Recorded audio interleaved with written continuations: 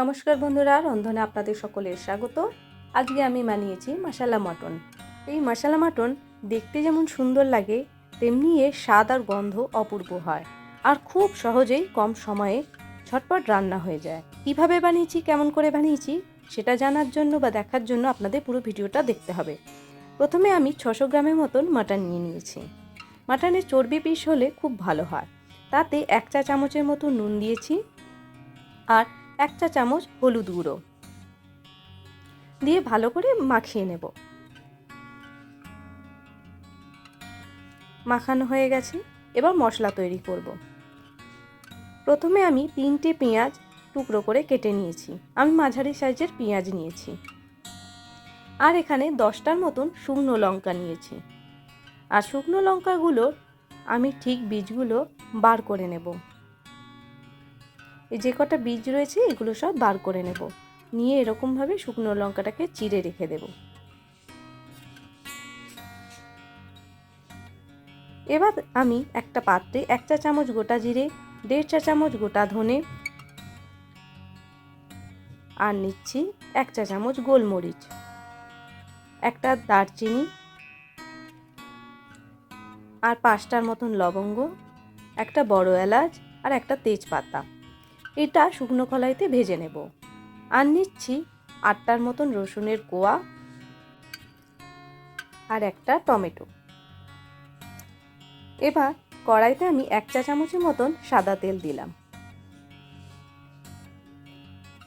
তেল গরম হতেই কেটে রাখা শুকনো লঙ্কাগুলো দিয়ে দিলাম আর একটা টমেটো দিয়ে দিলাম কুচি করে, আর 2 ইঞ্চির মতন আদা দিয়েছি। আর এখানে রসুনের কোয়াগুলো যে রেখেছিলাম সেটা দিয়ে দিয়েছি। দিয়ে ভেজে নেব। অল্প ভাজা হয়ে গেলেই আমি এর মধ্যে পেঁয়াজটা দিয়ে দেব। দিয়ে আরেকটু ভেজে নেব। অপর দিকে যে গোটা ধনে জিরে সব রয়েছে ওইগুলো শুকনো কড়াইতে আগে ভেজে নিয়েছি। এরকমভাবে একটু লাল লাল হয়ে গেলে পেঁয়াজটা ভাজা হয়ে গেলে এবার মিক্সার গ্রাইন্ডারে পেস্ট তৈরি করে নেব। ভাজা পেঁয়াজগুলো টমেটো সব দিয়ে দিলাম। এবার গোটা ধনে জিরে লবঙ্গ এলাচ সব দিয়ে দিলাম, দিয়ে পেস্ট একটা তৈরি করে নিচ্ছি। এই দেখুন পেস্ট তৈরি হয়ে গেছে। এবার এই পেস্টটা মাংসের সাথে খুব ভালো করে মাখিয়ে নিতে হবে। আপনারা এই রান্নাটা আলু দিয়েও করতে পারেন, আলু ছাড়াও করতে পারেন। আলু ছাড়া করলেও ভালো লাগবে। আর যেহেতু আমরা বাঙালিরা একটু আলু পছন্দ করি মাটনের সাথে, তাই আমি এখানে আলু দিয়েছি। আলুটা আমি খুব বেশি দিইনি, 4টের মতন আলু, সেটা মাঝখান থেকে চিড়ে কেটে দিয়েছি। ব্যাস এটুকুই। এবার মাংসটা মশলাগুলোর সঙ্গে ভালো করে মাখিয়ে নিয়েছি। মাখানো হয়ে গেছে। এবার কড়াইতে আমি 2 টেবিল চামচের মতন সর্ষের তেল দিয়েছি। তেল গরম হতেই আমি যে বলেছিলাম আলুগুলো আমি কেটে রেখেছি, এই আলুগুলো এবার দিয়ে দেব।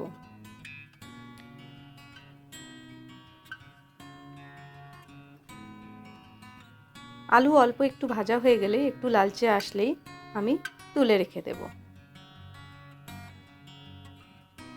আলুগুলো ভাজা হয়ে গেছে, এবার আমি তুলে নিচ্ছি।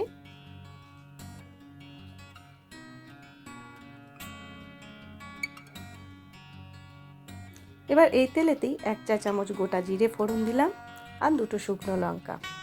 এবার ম্যারিনেট করা মাংসটা দিয়ে দিলাম।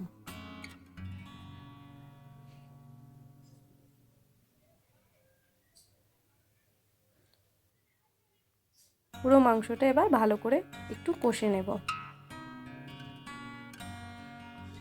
5 মিনিটের মতন মাংসটা কষে নেব।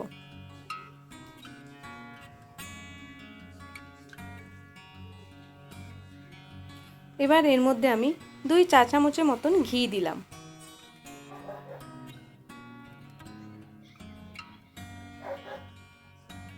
দিয়ে মাংসের সঙ্গে ভালো করে মাখিয়ে নেব। নিয়ে আরও 10 মিনিটের মতন একটু কষে নেব। মাংস থেকে যখন তেল বেরোতে শুরু করবে তখন অল্প পরিমাণে জল দিয়ে দেব। আমি মিক্সচারে যে পাত্রের মধ্যে মশলা বেটেছিলাম তাতে অল্প কিছু মশলা লেগেছিল, তাতে অল্প পরিমাণে জল দিয়ে সেই মশলাটাই মাংসের মধ্যে দিয়ে দিয়েছি। এবার আমি রঙের জন্য 1 চা চামচের মতন গুঁড়ো লঙ্কা দিলাম। আমি এখানে কাশ্মীরি লঙ্কা গুঁড়ো ব্যবহার করেছি। সব কিছু ভালো করে মাংসের সাথে মাখিয়ে নেব। এইভাবে মাখিয়ে নিচ্ছি, দিয়ে এবার একটু চাপা দিয়ে রেখে দেব 10 মিনিটের মতন। 10 মিনিট হয়ে গেছে। এবার মাংসটা তলায় যাতে ধরে না যায় সেই জন্য একটু নাড়াচাড়া করে নিচ্ছি।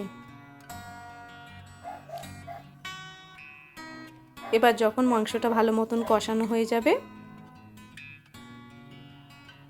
এবার প্রেসার কুকারে দিয়ে দেব। দেখুন মাংসটা থেকে তেলও বেরিয়ে এসছে। এবার মাংসটা প্রেসার কুকারে দিয়ে দেব।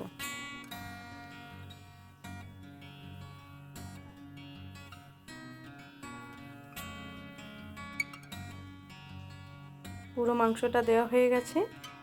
এবার পরিমাণ মতন জল দিয়ে দেব। খুব বেশি জল দেব না। আর আমি যে আলুগুলো ভেজে রেখেছিলাম সেগুলোও দিয়ে দেব।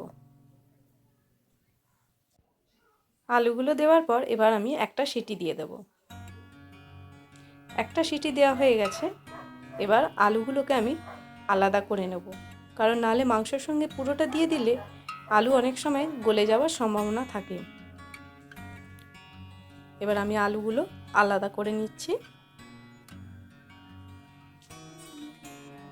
আর মাংসটা আবার 2টো সিটি দিয়ে দেব। এবার দেখুন, এবার মাংসটা আমি যতটা গ্রেভি রাখতে চাইবো ততটা রাখবো। আমি একটুখানি ঘন করতে চাইছি, তাই আমি মাংসটা একটু ফুটিয়ে নেব। আমাদের শেষের দিকে এবার আমি 4 ভাগের 1 ভাগ চা চামচ গরম মশলা গুঁড়ো দিলাম আর 1 চা চামচ ঘি দিলাম। দিয়ে ভালো করে মাখিয়ে নেব আর মাংসটা ঢাকা দিয়ে রেখে দেব খানিকক্ষণের জন্য। আর রেডি হয়ে গেল মশলা মাটন। এবার পরিবেশন করে দেব শুধু। এই দেখুন, এটা গরম ভাতের সাথে বা পরোটার সাথে যার সাথেই বলুন খেতে খুব ভালো লাগে। আর তেমনি এর স্বাদ আর গন্ধ দুটোই অপূর্ব হয়। তাহলে বন্ধুরা আপনারা বাড়িতে এইভাবে বানিয়ে নেবেন। দেখলেন কত সহজেই বানানো যায়। আর একবার বানালে বারবার ইচ্ছা করবে এইভাবে বানাতে। তাহলে আজকের রেসিপি বন্ধুরা আপনাদের কেমন লেগেছে? যদি ভালো লেগে থাকে তাহলে অনুরোধ রইল বন্ধুবান্ধব সকলের কাছে শেয়ার করে দেওয়ার জন্য। আর আমার চ্যানেলকে যারা নতুন দেখছেন তাদের কাছে অনুরোধ রইল চ্যানেলটিকে সাবস্ক্রাইব করে দেওয়ার জন্য। আর আজকে রান্নাটি যদি ভালো লেগে থাকে আপনাদের তাহলে একটা লাইক করে দেবেন।